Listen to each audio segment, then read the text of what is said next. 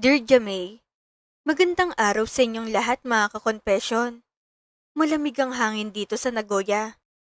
Ibang-iba sa init ng araw na humahalik sa balat ko tuwing nasa dalampasigan ako ng bagak o sa ingay ng mga makina sa loob ng factory sa Freeport area of Bataan kung saan ako dating supervisor. Minsan, nakatitig lang ako sa bintana ng apartment ko rito sa Japan. Pinagmamasdan ng mga talulot ng cherry blossoms na marahang umiikot sa hangin bago tuluyang sumayad sa lupa. Parang mga alaala kong pilit kong hinahawakan, ngunit patuloy na dumudulas. Sa bawat paglagas ng mga ito, para bang may bahagi ng pagkatao ko na unti-unting nawawala. At doon ko tinanong ang sarili ko, sino nga ba talaga ako? Ako ba si Corinne, ang asawa ni Leo, na nagpapakakayod para sa kinabukasan ng dalawang anak namin sa Maribeles?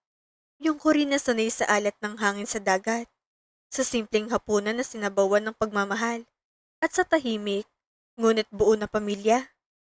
O ako si Corinne, ang asawa ni Takumi, na kasama niyang nag-aalay ng panalangin sa mga templo rito sa Japan. Isang buhay na tila maayos, tahimik, at walang kulang. Ngunit may lihim na patuloy na kumakain sa aking konsensya. Nagsimula ang lahat sa isang pangarap.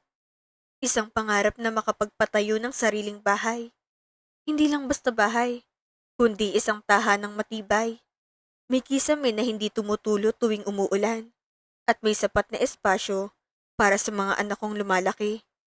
Bilang dating factory supervisor sa pub, kabisado ko ang pagod ng walang oras na trabaho. Ang ingay ng mga makina na tila sumasabay sa tibok ng puso ko. At ang pakiramdam na kahit gaano ako magsikap, tila hindi pa rin sapat ang kinikita ko para maabot ang pangarap na iyon. Kaya kahit parang may bahagi ng puso kong pinupunit, iniwan ko si Leo. Si Leo na isang simpleng boatman at tour guide sa Bataan, na kahit maghapon sa ilalim ng tirik na araw, nangingitim ang balat at nangangalay ang mga braso, ay hindi nakakalimutang ngumiti sa akin. Si Leo na sa bawat pag-uwi ko, sinasalubong ako ng yakap na parang sinasabing, kaya natin to. Mag-iingat ka doon, Corinne. Huwag mong kakalimutan na nandito lang kami. Kakayanin natin to. Iyan ang huling mga salitang sinabi niya bago ako pumasok sa departure gate. Nanggigilid ang luha niya, ngunit pinili niyang ngumiti. Isang ngiting ako lang nakakaintindi kung gaano kabigat. Pagdating ko sa Japan, hinarap ko ang realidad ng isang OFW. Hindi pala sapat ang lakas ng loob lang. Kailangan mo ring tibayan ang puso mo laban sa lungkot. Quality controller ako sa isang electronics plant. Araw-araw, paulit-ulit ang galaw. Ang ilaw ng factory ay maliwanag. Pero pakiramdam ko, unti-unting dumidilim ang loob ko. Mahihirapan ka rin kung hindi mo maintindihan ng mga tao sa paligid mo. Parang lagi kang nakahiwalay, kahit napapalibutan ka ng maraming tao. At sa gitna ng lahat ng iyon, doon ko nakilala si Takumi, siyang senior technician. Tahimik, seryoso, pero may kakaibang lambot sa mga mata. Sa simula, trabaho lang ugnayan namin. Tinuturuan niya ako ng tamang proseso. Inaayos ang mga mali ko at dahan-dahang tinuturuan ng wikang Hapon. Nihongo wa musukashi desu ne.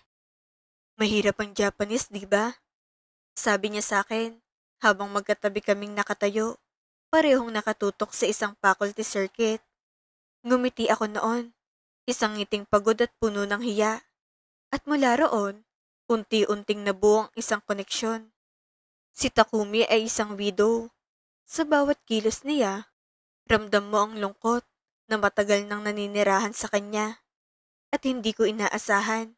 Nakita ko ang sarili ko sa kanya. Parehong may kulang. Pareho kaming naghahanap ng init sa malamig na mundo. Sa gitna ng lamig ng Japan, siyang naging init ko.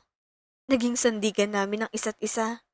Sa simpleng usapan, sa tahimik na pagsasalo ng pagkain, sa mga gabing hindi na namin kailangang magpaliwanag. dahil pareho naming naiintindihan ng sakit ng isa't isa. Hanggang sa ang pagtuturo ng wika ay naging pagbabahagi ng buhay. Dahil sa takot na bumalik sa pagiging mag-isa, sa takot na muling maramdaman ng matinding lungkot, nagpadala ako sa Agos. Hinayaan kong lamunin ako ng comfort na ibinibigay niya. Pumasok ako sa isang relasyon sa kanya. At ang mas masakit na katotohanan, lihim kaming nagpakasal sa ilalim ng batas ng Japan. Dito nagsimula ang aking pag-arte. Sa Nagoya, ako ang perpektong asawa ni Takumi. Gumigising ako ng maaga para ihanda ang agahan. Ang amoy ng miso soup na kumakalat sa maliit naming kusina. Ang singaw ng kanin na dahan-dahang umaakyat sa hangin. Natuto akong magluto ng ramen, ng uden, at iba pang pagkaing dati hindi ko man lang alam pangalan. Sumasama ako sa kanya sa mga temple visits. Tahimik kaming naglalakad. Sabay yumuyo ko. Sabay nagdarasal. Hawak ko ang kamay niya. Habang naglalakad kami sa ilalim ng mga makukulay na ilaw ng syudad. Mga ilaw na tila nagtatago sa dilim ng aking konsensya. Sa mga sandaling iyon, nakakalimutan ko ang bataan. Nakakalimutan ko ang responsibilidad ko sa Pilipinas. Nakakalimutan ko kung sino talaga ako. Pero kapag humiga na ako sa gabi, kapag tahimik ng paligid, at tanging tunog ng hangin lang naririnig ko, doon nagsisimula ang katotohanan. Sa bawat pag-ilaw ng screen ng cellphone ko, sa bawat messenger notification, parang may kutsilyong unti-unting tumutusok sa puso ko. Nay, tignan mo yung grades ko oh. Ang taas. Sigaw ng panganay ko mula sa screen. Corinne, miss na miss ka na namin. Malapit na tayong makatapos sa bahay. Salamat sa mga overtime mo dyan ha. Sabi naman ni Leo, na bakas ang pagmamalaki sa mga mata. Durog ang puso ko. Ang overtime na tinutukoy niya. Iyon ang suportang pinansyal na ibinibigay sa akin ni Takumi. Ang bawat yen na ipinapadala ko para sa tuition ng mga anak ko at para sa hollow blocks ng bahay namin sa Maribeles ay may halong dugo, pawis, at kataksilan. Hindi lang ito simpleng padala ng pera. Bawat remittance ay parang paalala ng dobling buhay na tinatahak ko. Habang pinipindot ko ang send sa remittance center, nanginginig ang mga daliri ko. At sa isip ko, paulit-ulit ang tanong. Karapat dapat ba akong tawaging ina? Para akong isang mahusay na aktres. Kailangan kong umiti. Kailangang magkwento tungkol sa hirap ng trabaho. Kung paano sumasakit ang likod ko sa maghapon na pagtayo. Kung paano napapagod ako sa overtime. Habang sa likod ng kamera ay ang mga gamit na binili sa akin ng asawa kong Hapon. Ang malinis na apartment. Ang mga bagong appliances. Ang mga damit na hindi ko naman kayang bilhin noon. Lahat iyon ay tahimik na saksi sa kasinungalingan ko. Kapag nagbibideo call kami, sinisigurado kong maayos ang anggulo ng kamera. Walang dapat maghinala. Wala dapat makita. Nitong mga huling buwan, lalong bumigat ang pakiramdam ko. Habang unti-unting nabubuo ang bahay namin sa Bataan, ang pundasyon, ang mga pader, ang bubong, parang kabaligtaran naman ng nangyayari sa konsensya ko. Unti-unti itong bumibigat. Parang may batong nakapatong sa dibdib ko na hindi ko maialis. Maayos ng kabuhayan ni Naleo sa Bataan dahil sa mga perang pinapadala ko. Nakakapag-aral ng maayos ang mga anak ko. May sapat na pagkain sa mesa at may bahay na silang matatawag na kanila. Isang pangarap na dati ay parang napakalayo. Ngayon ay halos mahawakan na. Gusto na ni Leo na umuwi na ako for good. Corinne, tama na yan. Nakatayo na ang bahay. May ipon na rin tayo. Umuwi ka na. Kailangan ka na ng mga bata. Hindi lang perang kailangan namin, kundi ang presensya mo. Pagsusuma mo ni Leo, ramdam ko ang bigat ng bawat salita niya. Hindi ito reklamo, kundi isang tahimik na pagmamakaawa ng isang asawa at ama na matagal nang naghihintay. Pero paano? Paano ko tatalikuran si Takumi? Nangako ako sa kanya. Hindi lang basta pangako. Isang pangakong pinagtibay ng batas dito sa Japan. Legal kaming mag-asawa rito. Sa bawat dokumentong pirmado ko, sa bawat ritual na pinagsaluhan namin, lalo kong nararamdaman na nakagapos ako sa buhay na ito. Kung aalis ako, paano ang kontrata ko? Paano ang trabaho ko? Paano ang buhay na unti-unti kong binuo rito? Kahit alam kong nakatayo ito sa isang kasinungalingan. Higit sa lahat, natatakot ako. Natatakot ako na isang araw, may makakita sa akin dito sa Nagoya. Isang kababayan mula sa Bataan na makakakita sa amin ni Takumi na magkahawak kamay habang naglalakad. Isang simpleng litrato lang, isang simpleng pose, at sapat na yon para gumuho ang lahat. Natatakot ako mag-post si Takumi sa Facebook o Instagram ng mga wedding photos namin. Yung mga larawang puno ng ngiti at saya. At biglang lumabas iyon sa People You May Know ni Leo. Isang iglap lang, isang pindot lang, at ang lahat ng itinago ko ay mabubunyag. Ang mundong binuo ko ay parang isang marupok na tulay na gawa sa papel. Sa isang panig ay ang pamilyang sinumpaan ko sa harap ng Diyos sa Bataan.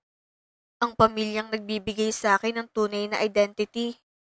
At sa kabilang panig ay ang lalaking nagligtas sa akin sa lungkot at hirap dito sa Japan. Ang lalaking naging kanlungan ko sa mga gabing pakiramdam ko ay nag-iisa ako sa mundo. Araw-araw, pakiramdam ko'y naglalakad ako sa gitna ng tuloy na iyon. Takot na baka bumigay ito anumang oras. Isang maling hakbang lang at tuluyan na akong mahuhulog.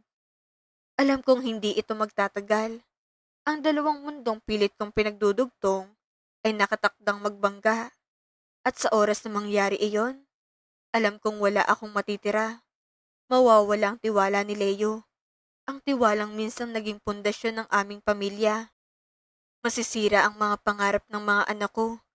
Ang pangarap na ako mismong tumulong bumuo. At masasaktan kong isang inosenteng tao na si Takumi. Isang taong walang kaalam-alam sa buong katotohanan. Minsan, gusto ko nang sumigaw. Gusto ko nang aminin ng lahat. Ilabas ang bigat na matagal ko nang kinikimkim. Gusto kong tumingin sa salamin nang hindi nahihiya sa sarili ko.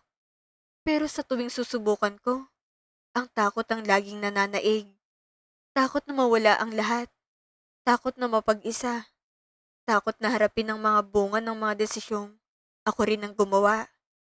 Kaya ito ako. Magluluto muli ng hapunan para kay Takumi. Maingat, tahimik, parang walang mali. Habang hinihiwa ko ang mga sangkap, habang pinapakuluan ko ang sabaw, hindi ko maiwasang isipin kung anong kasinungalingan ang sasabihin ko kay Leo sa susunod naming tawag. Isang panibagong kwento, isang panibagong pagtatakip, isang panibagong piraso ng sarili ko ang mawawala. Napakabigat ng kwento ni Corinne. Isang sitwasyon na marami sa ating mga kababayang OFW ang maaaring nakakaranas, bagamat sa iba't ibang anyo. Ang paghahanap ng kalinga sa gitna ng pangungulila ay tao lamang. Ngunit ang pagpasok sa isang ugnayang nakakasira sa integridad ng pamilya ay isang landas na mahirap balikan. Kayo mga ka-confession, anong aral ang inyong nakuha sa kwento ni Corinne? Dapat ba siyang kaawaan dahil sa kanyang sakripisyo? O dapat siyang punahin sa kanyang pagtataksil? I-comment ang inyong saloobin sa ibaba. Muli, itong inyong lingkod, Miss Jamay. Hanggang sa susunod nating confession.